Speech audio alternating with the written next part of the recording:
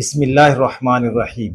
امریکہ کے صدر Donald Trump نے اپنے پہلے دور حکومت میں امریکی صدور کی اس روایت کو توڑ دیا تھا جس کے مطابق کسی بھی امریکی صدر کا پہلا غیر ملکی دورہ برطانیہ کا ہوا کرتا تھا۔ انہوں نے 2017 میں اپنا پہلا غیر ملکی دورہ سعودی عرب کا کیا۔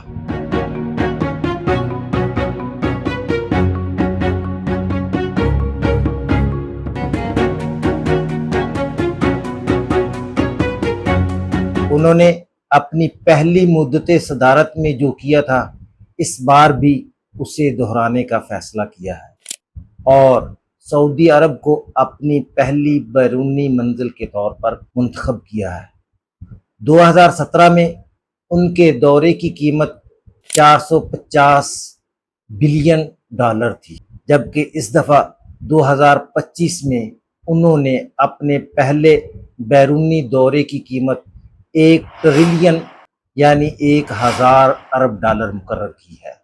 گزشتہ سال کے آخر میں انتظامی امور سنبھالنے کے پہلے دن جب صحافیوں نے ڈونلڈ ٹرمپ سے پوچھا کہ اس دفعہ آپ کا پہلا غیر ملکی دورہ کہاں کا ہوگا تو انہوں نے جواب دیا، عمومی طور پر امریکی صدور کا پہلا غیر ملکی دورہ برطانیہ کا ہوا کرتا ہے، لیکن میں نے پچھلی بار سعودی عرب کا انتخاب کیا کیونکہ وہ $450 ارب کی ہماری مصنوعات کی خریداری پر رضامند ہوئے۔ اگر سعودی عرب 450 یا 500 ارب کی مزید مصنوعات خریدنا چاہے تو میں ایسا دوبارہ کروں گا۔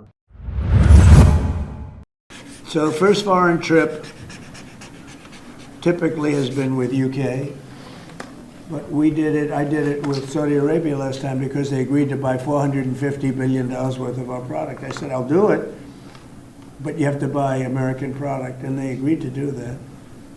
They bought $450 billion. It was the least reported story I've ever been involved in. And now, where are you planning to go now? Well, I don't know. If Saudi Arabia wanted to buy another 450 or 500, we'll up it for all the inflation. سعودی ولی عہد شہزادہ محمد بن سلمان نے صدارتی انتخاب میں کامیابی پر مبارکباد کے لیے ڈونلڈ ٹرمپ کو فون کیا اور مبارکباد دینے کے ساتھ ٹرمپ کو بتایا کہ سعودی عرب امریکہ میں اپنی سرمایہ کاری کو وسعت دینا چاہتا ہے۔ سعودی وزارت خارجہ کے بیان کے مطابق محمد بن سلمان نے بادشاہ سلمان کی جانب سے بھی مبارکباد پہنچائی اور کہا کہ سعودی عرب آئندہ 4 سالوں میں امریکہ میں $600 ارب کی سرمایہ کاری اور تجارتی تعلقات کو فروغ دینا چاہتا ہے، جو ممکنہ طور پر مزید بڑھ سکتے ہیں۔ ٹرمپ نے ولی عہد محمد بن سلمان کی طرف سے دیے گئے $600 ارب پر اکتفا نہ کیا بلکہ ان کی خواہش مزید بڑھ گئی۔ انہوں نے سوئٹزرلینڈ میں عالمی اقتصادی فورم کے دوران کہا کہ وہ سعودی عرب سے امریکہ میں آئندہ 4 سالوں کے دوران $1 کھرب کی سرمایہ کاری کا مطالبہ کریں گے۔ انہوں نے کہا کہ سعودی ولی عہد محمد بن سلمان، جو سعودی کابینہ کے سربراہ بھی ہیں، ایک عظیم شخصیت ہیں اور ان کے ساتھ میرے خوشگوار تعلقات ہیں۔ It's also reported today in the papers that Saudi Arabia will be investing at least $600 billion in America, but I'll be asking the Crown Prince, who's a fantastic guy, to round it out to around $1 trillion. I think they'll do that because we've been very good to them. امریکی صدر نے بعد میں سعودی عرب کی طرف سے $1 کھرب کی سرمایہ کاری کی تصدیق کرتے ہوئے کہا کہ میں نے کہا تھا کہ اگر وہ $1 ٹریلین ادا کریں تو میں آؤں گا۔ انہوں نے اس پر رضامندی ظاہر کی ہے، اس لیے میں وہاں جاؤں گا۔ I'll go if you pay $1 trillion to American companies, meaning the purchase over a 4-year period of $1 trillion. And they've agreed to do that. So I'm going to be going there, and I have a great relationship with them. And they've been very nice, but they're going to be spending a lot of money to American companies for buying military equipment and a lot of other things. 1 trillion یعنی 1000 ارب مالیت کتنی ہوتی ہے؟ اس بات کا اندازہ اس سے لگایا جا سکتا ہے کہ IMF نے پاکستان کو 1000 ارب نہیں، نہ ہی 100 ارب ڈالر، بلکہ صرف 7 ارب ڈالر قرضے کی منظوری کے لیے پوری حکومتی مشینری وزیر اعظم سے لے کر وزارت خارجہ کے کلرک تک کو تگنی کا ناچ نچائے رکھا، اور یہ 7 ارب ڈالر کا قرضہ 37 ماہ پر محیط ہے کہ آئی ایم ایف کا 7 رکنی وفد 2 ہفتے کے دورے پر پاکستان پہنچ چکا ہے۔ پاکستان اور آئی ایم ایف کے درمیان مذاکرات کا آغاز آج ہوگا۔ پاکستان آئی ایم ایف سے 6 سے 7 ارب ڈالر قرض لے سکتا ہے۔ آئی ایم ایف سے مذاکرات کے لیے دستاویزات تیار کی جا چکی ہیں۔ Governor state bank Tariq Bajwa I M F سے پروگرام کی دستاویزات جو ہیں وہ بھی پیش کریں گے، اور قرض واپسی کے لیے اصلاحات کا بھی مکمل پلان دینا ہوگا۔ ڈونلڈ ٹرمپ کا یہ دورہ ریاض آئندہ ماہ مئی کے وسط میں ہوگا، جس کی تفصیلات طے کرنے کے لیے سعودی عرب کے وزیر خارجہ نے واشنگٹن کا دورہ بھی کیا ہے۔ ٹرمپ کے دورہ ریاض کے دوران 5 اہم سربراہی اجلاس منعقد ہونے کی توقع ہے۔ پہلا سربراہی اجلاس یقیناً سعودی عرب اور امریکہ کے درمیان ہوگا۔ دوسرا سربراہی اجلاس امریکہ اور روس کے درمیان ہوگا، جو ایک مشترکہ اجلاس ہوگا جس کی میزبانی سعودی عرب کرے گا۔ اس اجلاس میں امریکی صدر ڈونلڈ ٹرمپ اور روسی صدر ولادیمیر پوٹن کے درمیان یوکرین جنگ کے خاتمے کے لیے مذاکرات ہوں گے۔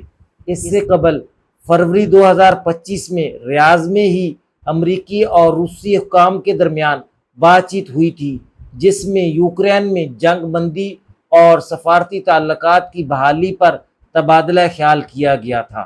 تیسرے اجلاس میں خلیج تعاون کونسل کے 6 رکن ممالک کے رہنما، سعودی ولی عہد، اماراتی صدر، عمان کے سلطان، بحرین کے بادشاہ، کویت کے امیر اور قطر کے امیر امریکی صدر سے ملاقات کریں گے۔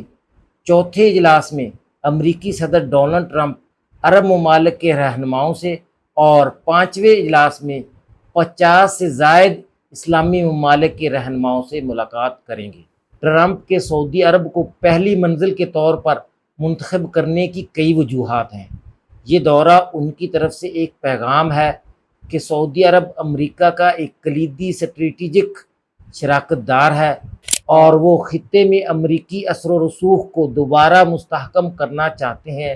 یہ دورہ اس بات کی عکاسی کرتا ہے کہ امریکی صدر سعودی عرب کے ساتھ تعلقات کو کس قدر اہمیت دیتے ہیں، خاص طور پر اس وقت جب دنیا میں تیزی سے جیو پولیٹیکل تبدیلیاں رونما ہو رہی ہیں۔ سعودی تجزیہ کاروں کے مطابق ڈونلڈ ٹرمپ کا ریاض کا انتخاب کرنے کی وجوہات میں سے اہم ترین وجہ یہ ہے کہ وہ مشرق وسطیٰ کو یورپ کے متبادل کے طور پر اختیار کرنا چاہتے ہیں، جبکہ مشرق وسطیٰ میں اثر و رسوخ مستحکم کرنے کے لیے سعودی عرب کے ساتھ معاملات طے کرنا بہت ضروری ہے، کیونکہ سعودی عرب عالم عرب و اسلام کا دل ہونے کے ساتھ مشرق وسطیٰ میں داخلے کا دروازہ ہے۔ سعودی عرب کا عالم عرب و اسلام پر دینی، سیاسی، معاشی اور ثقافتی لحاظ سے اثر و رسوخ ہے۔ اس کے ساتھ ساتھ سعودی عرب کے پاس وہ قدرتی وسائل اور خصوصیات ہیں جو کسی دوسرے عرب یا اسلامی ملک کے پاس نہیں ہیں۔ باوجود اس کے کہ سعودی عرب کی چین، انڈیا، روس، جاپان، جنوبی کوریا بلکہ دنیا کے بیشتر ممالک میں سرمایہ کاری ہے، تو 1 خرب ڈالر کی اس خیالی رقم کی سرمایہ کاری کے لیے سعودی عرب نے امریکہ کا ہی کیوں انتخاب کیا؟ اس سوال کا جواب سعودی تجزیہ کاروں کے مطابق یہ ہے کہ امریکہ دنیا کی سب سے بڑی معیشت ہے۔ پوری دنیا امریکی مارکیٹ میں سرمایہ کاری اور تجارت کرتی ہے، کیونکہ امریکی ڈالر اب بھی دنیا پر حاوی ہے۔ چین کے پاس 2.5 ٹریلین امریکی بانڈز ہیں، جنہیں وہ امریکی مارکیٹ میں سرمایہ کاری کے لیے استعمال کرتا ہے۔ روس نے بھی امریکہ میں سرمایہ کاری کر رکھی ہے۔ سعودی شہری یعنی عام سعودی لوگ امریکی مارکیٹ میں اربوں ڈالر کی تجارت کر رہے ہیں۔ امریکہ اور سعودی عرب کے درمیان متوقع 1 خرب ڈیل میں سعودی عرب ویژن 2030 کے تحت مختلف امریکی ٹیکنالوجی میں دلچسپی رکھتا ہے، جن میں مصنوعی ذہانت، AI، سائبر سیکورٹی قومی ڈیجیٹل انفراسٹرکچر کی حفاظت، صاف توانائی، ہائیڈروجن، سولر ٹیکنالوجی، خلائی تحقیق، خلائی منصوبے اور بالخصوص نیوکلر انرجی کا حصول شامل ہے۔ دفاعی ٹیکنالوجی میں جدید اسلحہ، ڈرونز، نگرانی کا نظام اور F-35 شامل ہیں۔ محمد بن سلمان نے 2016 میں ویژن 2030 کا اعلان کیا تھا، جس کا مقصد سعودی عرب کو تیل پر انحصار سے نکال کر ایک جدید اور پائیدار معیشت کی طرف لے جانا ہے۔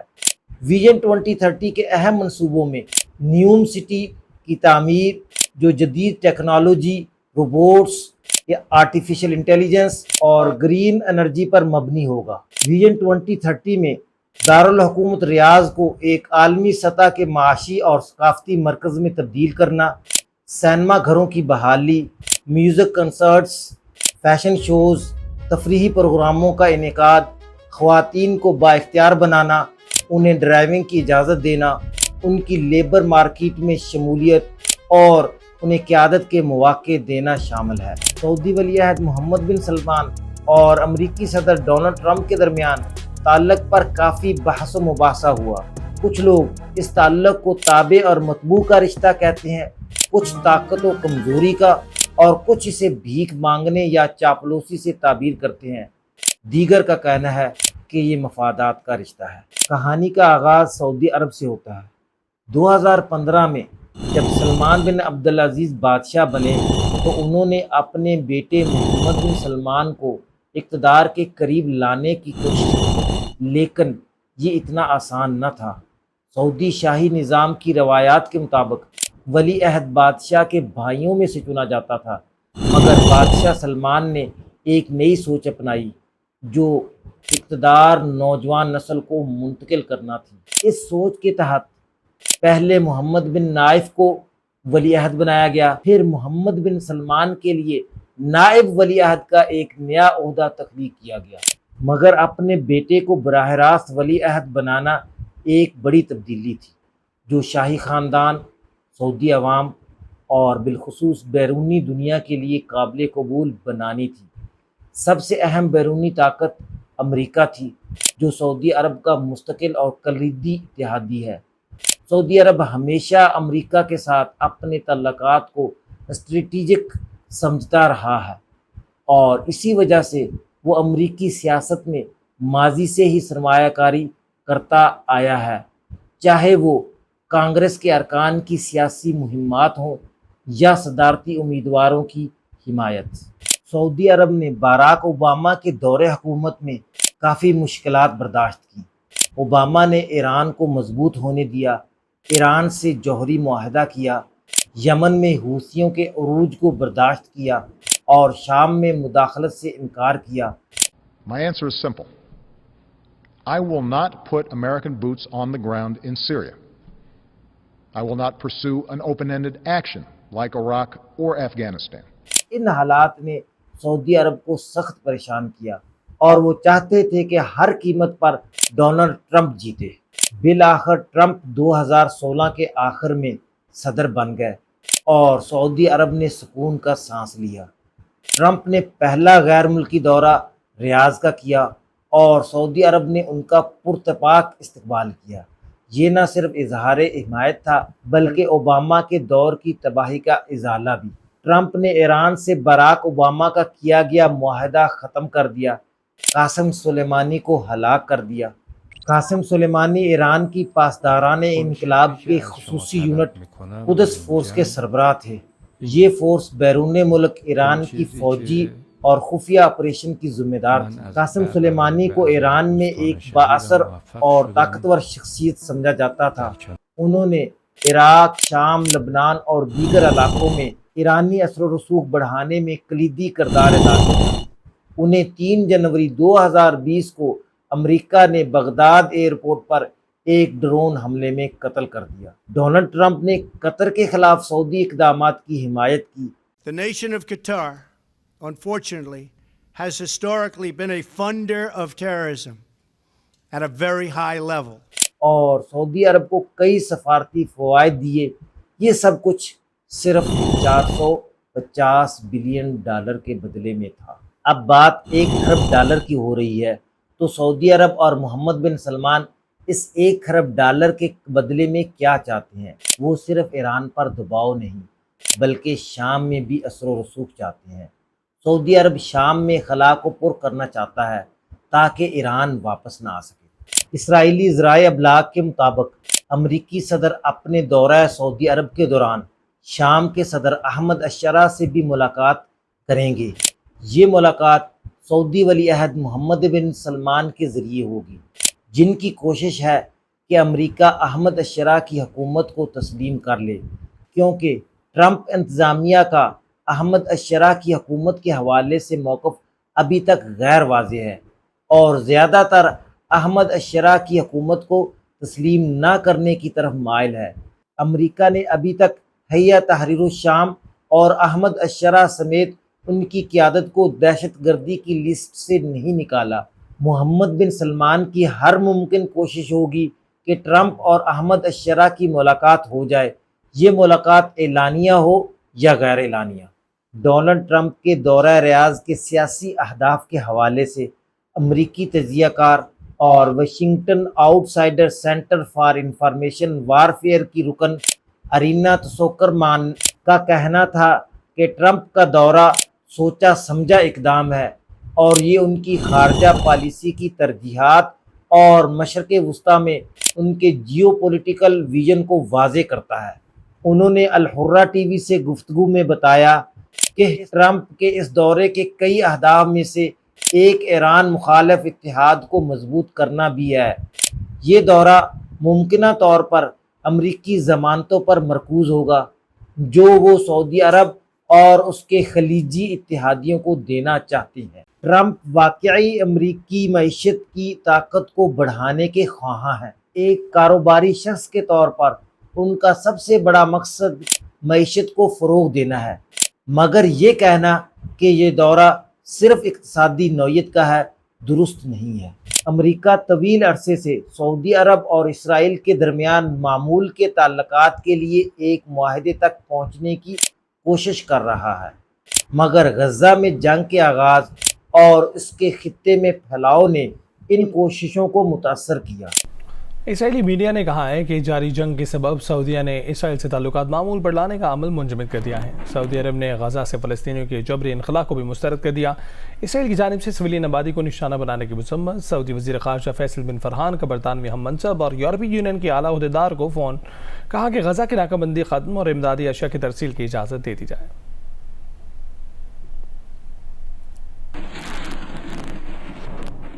سعودی عرب نے ہمیشہ اسرائیل کے ساتھ تعلقات کی بحالی کو ایک فلسطینی ریاست کے قیام سے مشروط کیا ہے، جسے اسرائیلی حکومت نے واضح طور پر مسترد کر دیا ہے۔ سعودی عرب اپنی فوجی اور جوہری توانائی کی صلاحیتوں کو بہتر بنانے کی کوشش کر رہا ہے اور امریکہ ان نکات کو اسرائیل کے ساتھ تعلقات کی بحالی کے سودے میں شامل کرنا چاہتا ہے۔